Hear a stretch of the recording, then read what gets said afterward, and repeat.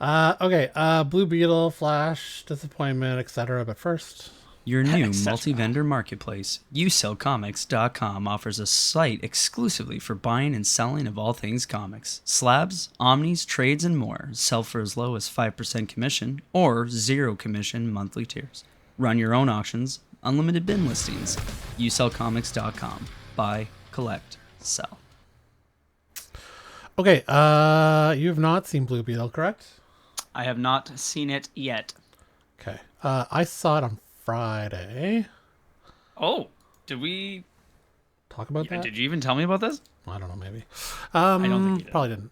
Okay, so Blue Beetle likely become next DCEU box office flop after a disappointing 43 million. Blue Beetle opened in theaters this weekend, and things aren't looking good for the latest DC Extended Universe movie.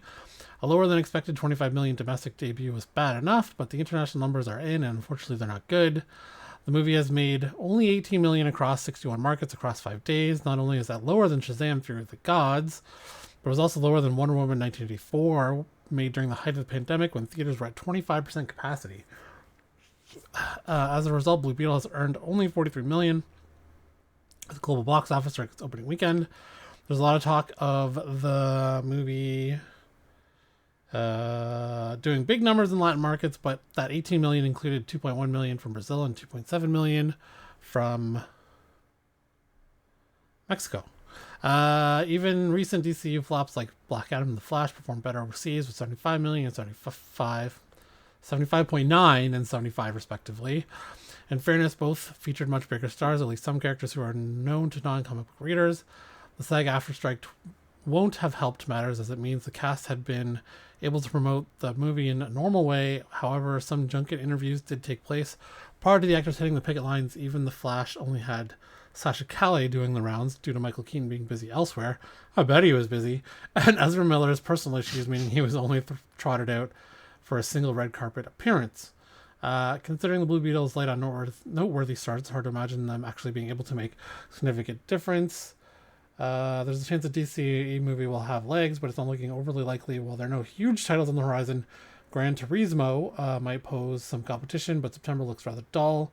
Word of mouth probably won't help. Something that's evidence from a B+ cinema score. Okay, quick review. Okay. Tone was a little weird. Okay. First act was okay. Second act dragged. Third act was pretty good. Oh, that's a nice change. George Lopez was good in it. I heard he was good. Yeah. Zolo, I believe is how you pronounce his name. From Cobra Kai, he was good.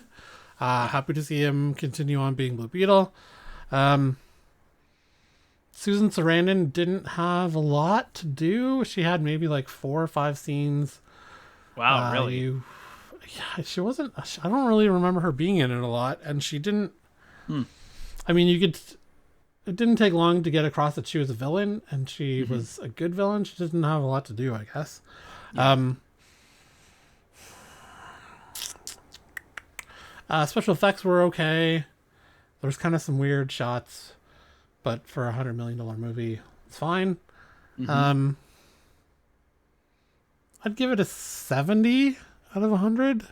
Okay. The humor was good. The tone was a little weird sometimes. Yep. Sometimes it felt like it was light, and then other times it felt like they could just start murdering people, and it never happened. I don't know. It just... Yes. The old superhero consequences / whatever, right? So it's like... Yeah, I don't know. It's just the tone was weird. Yeah. Yeah, it was worth the early morning show of $10. Like, I wouldn't pay full price for it, but yeah, it was all right. I mean, awesome. I got through that more than Shazam! Fury of the Gods. Like, we didn't even make it through that.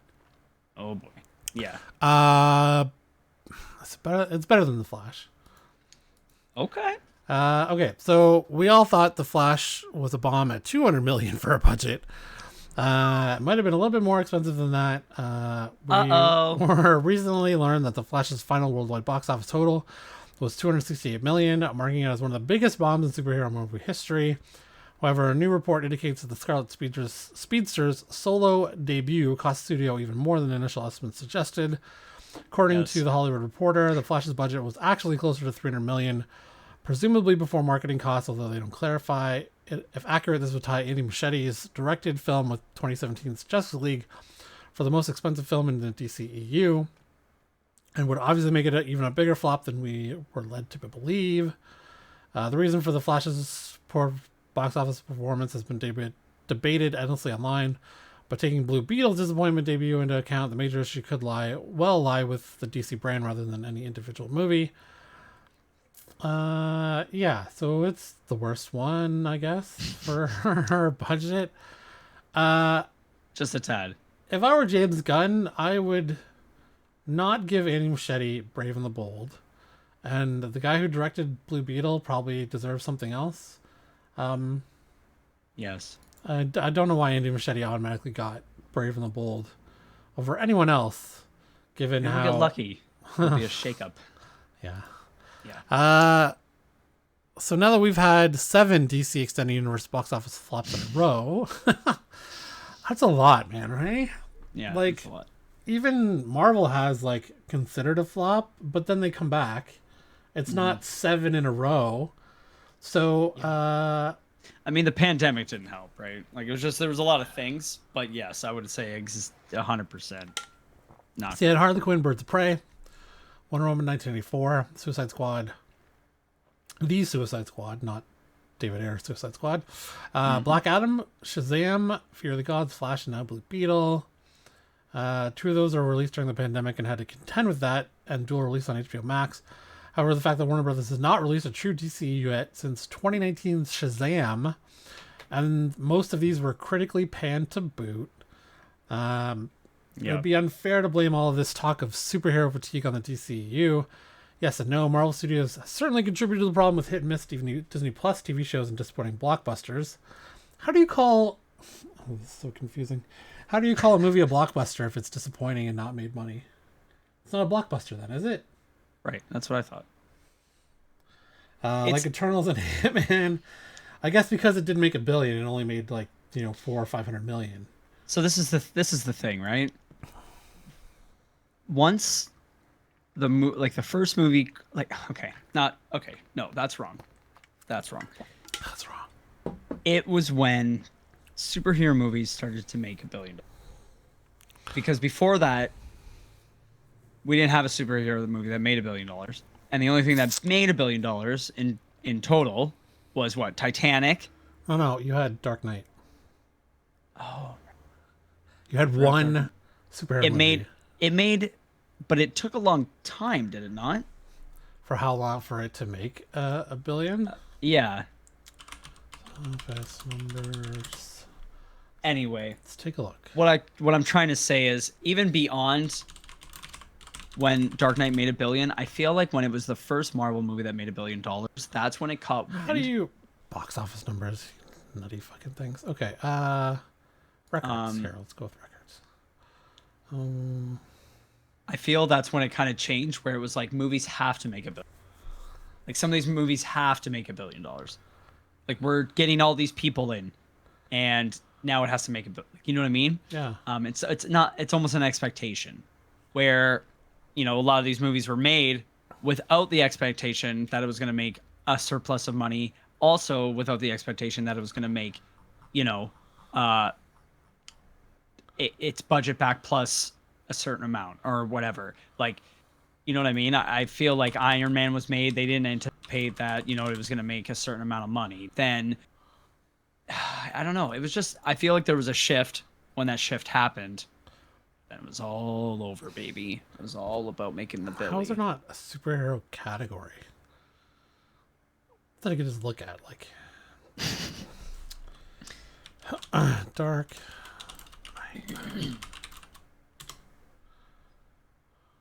Anyway, we're getting off on a little bit of a tangent. But... Actually, it didn't make $1 billion. It made $998,725,000. It made $300 million in home market. But this is the thing, right? It didn't make $1 billion. So, and it also didn't come close to cracking whatever amount domestic, right? So it didn't. It made huge waves, but it didn't make the waves. Like, was the Dark Knight being reported on Wall Street Bets or whatever the hell it Wall Street Journal? Sorry, Right. Street Bets, the Reddit. Yeah, was it on Wall Street Journal? Probably not. But when a Marvel movie makes $1 billion, it's on the Wall Street Journal. So, you know, it was that shift. It was that shift that Billy Mark was crazy, man. And now we're in this, like, you know what I mean? Weird situation where all these movies got to make so much money. Like, I can't even imagine what Netflix anticipates or wants Rebel Moon to make. And and it's not going to come close. The first non-Marvel superhero movie to make $1 billion was Dark Knight Rises in 2012. It just passed it at 1.08, and then Dark Knight made 998, and that's it for non-MCU movies, superhero movies. But Marvel has 1, 2, 3, 4, 5, 6, 7, 8, 9, 10. 10 before The Dark Knight Rises even comes close that have made over $1 billion. Holy fuck. And they have 1, 2, 3, 4 in the top 10 all time of worldwide box office. Yeah. DC's got a ways to go. Yes. Okay. So, yeah, I guess Sorry. Can I pause for 1 second? Sure. Sorry. You said I could. Sorry, 1 second. Oh, this is all in the video, by the way. Okay, thanks.